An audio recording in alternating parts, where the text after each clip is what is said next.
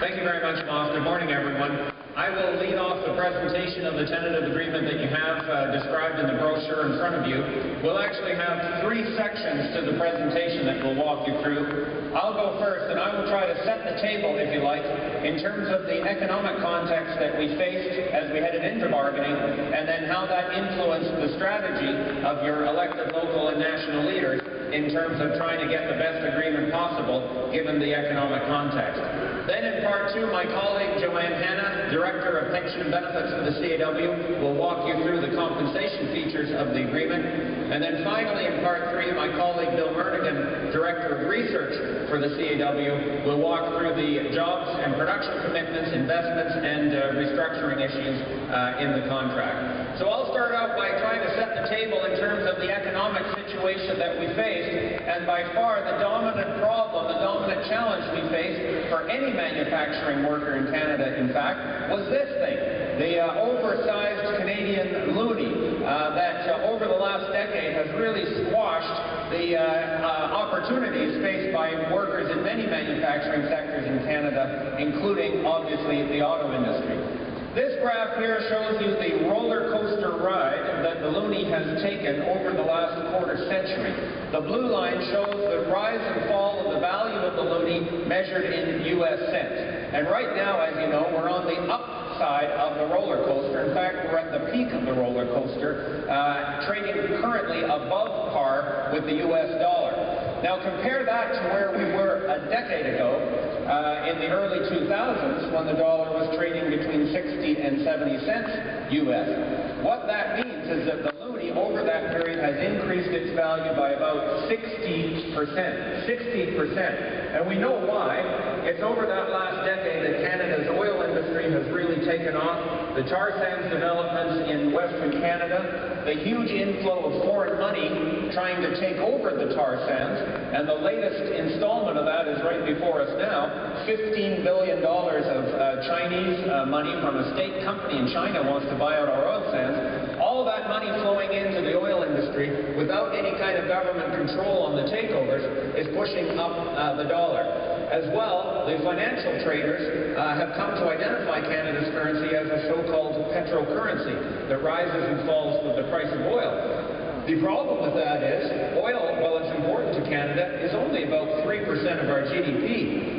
Manufacturing and all of the other products that we sell to the rest of the world become very, very expensive when the oil price pushes up our currency. So the reality is, if you're sitting in Detroit, in GM headquarters across the river in Detroit, looking across the river to Canada, you're saying, holy cow, those people in Canada are 60% more expensive than they used to be. Hands up in this room, who has received a 60% wage increase in the last decade? A 60% wage increase? Of course we haven't. We've been fighting like hell just to hang on to what we have in the last decade. Yet from the other side of the river, it looks like we're 60% more expensive than we used to be. The other lines on this graph, just to show you, is that in the long run, it cannot stay there. In the long run, the currency tends to settle at an average level of around 80 cents U.S. The red line shows you actually the arithmetic average of the dollar over the last quarter century. The green line shows an economic concept called purchasing power parity, and that sounds like a tongue twister. That is the international economists who have estimated the fair value of Canada's currency on the basis of relative prices in Canada versus the U.S. and other countries.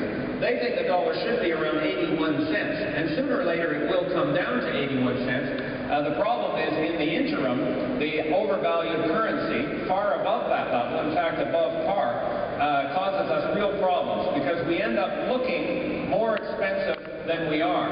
Real wages in Canada, relative to the prices we pay for stuff in Canada, are not high. In real terms, we are not paid more than Americans if you actually compare it to the prices that we have to pay for the stuff that we buy in Canada. But the overvalued currency makes us look more expensive than we actually are.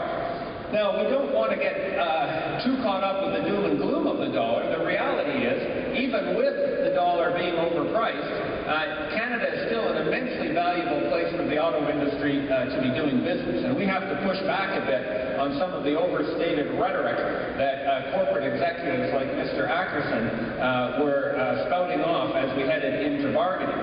this claim that Canada is the most expensive place in the world to build vehicles, or that Canada is just a terrible place to do business. The reality is General Motors, Ford, and Chrysler are all immensely profitable in Canada. They're making hundreds of millions or billions of dollars of profit, not just manufacturing vehicles, but selling them here. The direct labor costs of our members on the shop floor in assembly, in powertrain, in stamping, all together only makes up about 5% of the total cost of producing a vehicle. And we have a huge productivity advantage in Canada, especially at General Motors, that helps to bring down the cost. We've got many other advantages in our industry as well. So when Mr. Ackerson, with all due respect, says that Canada is a terrible place to do business, that's absolutely wrong. That was all about the pre-bargaining positioning of the company. If Canada is really such a terrible place to do business, how come the companies are making so much money in here? And if they didn't like to do business in Canada, where else could they go to?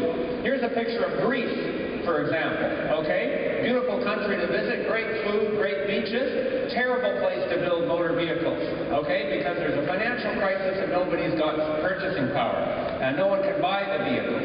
So if Canada's so bad, why don't we go to Greece? Why don't we go to Iraq to build vehicles if Canada is such a terrible place to do business, right? Where you've got violence, you've got chaos, you've got social breakdown. Why don't you go to Africa to build vehicles if Canada is such a terrible place? The all-in labor cost in a place like Mali, that's where this photo is about 50 cents an hour. 50 cents an hour. It looks like a great place to go and build vehicles.